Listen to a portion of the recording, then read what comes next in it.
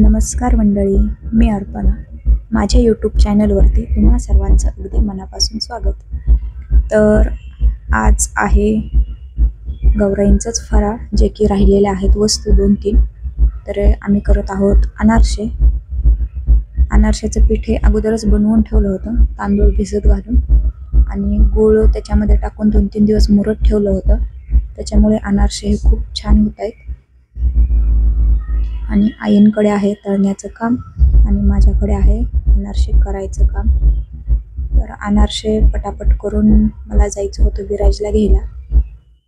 तर मी आईंना थोडीफार मदत केली आणि थोडेसे अनारसे राहिले त्यांनी ते केले, कारण मला देखील जायचं होतं विराजला घ्यायला स्कूलमध्ये. तोपर्यंत त्यांनी राहिलेले अनारसेही केले आणि नंतर मग लाडूही बनवायचे होते आणि तिखट शेवसुद्धा. तर त्यांनी त्याचं देखील पीठ भिजवून ठेवलं. त्याच्यानंतर मग मी विराजला घेऊन आल्याच्यानंतर मग आम्ही ते लाडू बनवायला चालू केलं. तर अनारसे तुम्ही पाहू शकता किती छान जाळी सुटलेली आहे. पीठ छान मुरलं ना तर अनारसे खूप छान होतात. आणि मी आले होते विराजला घेऊन स्कूलमधून. जेव्हा कधी आम्ही शेवचे लाडू बनवतो तेव्हा त्याच्यामध्ये एक तरी सोऱ्या कलरफुल काढलाच जातो. त्याशिवाय मला लाडू हा प्रकार म्हणजे दिसतच नाही, वाटतच नाही आहे की तो लाडू आहे. म्हणजे आवड तर नाही आहे, मी कधीच लाडू खाल्लेला नाही आहे आणि मला आवडत देखील नाही.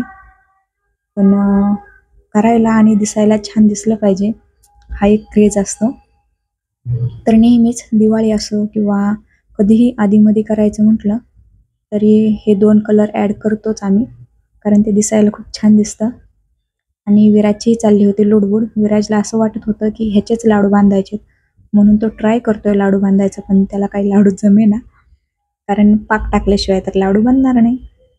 पण तो खूप वेळचा ट्राय करतोय. आईला म्हणतोय, मला म्हणतोय किंवा आजींना म्हणतोय की लाडू का नाहीत बनत. पण जोपर्यंत त्याच्यामध्ये पाक जाणार नाही तोपर्यंत लाडू हे बनणार नाहीत. त्यानंतर मग मी शेव छान चुरून घेतली, बारीक करून घेतली. तोपर्यंत आईंनी तिखट शेव बनवायला चालू केली.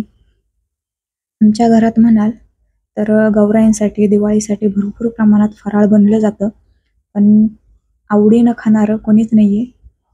रोज नाही जमत, म्हणजे असं खात नाहीत. तिखट काय म्हणाल तर मग शेव, चकली आणि चिवडा हे 3 पदार्थ संपतात, पण बाकीचे गोड पदार्थ कोणी जास्त खात नाही. पण आपण देवासाठी फराळ बनवतो तर हे दरवर्षी आमच्याकडे बनले जातात. तरी चिरोटे वगैरे काही बनवलं नाही आहे. लास्ट इयरला बनवायचं, लास्ट इयरपर्यंत बनवलं, ह्या वर्षी नाही डोक्यात घेतलं. त्यानंतर मी छान अशी शेव चुरून घेतली. आईंनी पाक देखील केला. नंतर मग पाक मिक्स करून छान असं लाडूचं सारण बनवलं.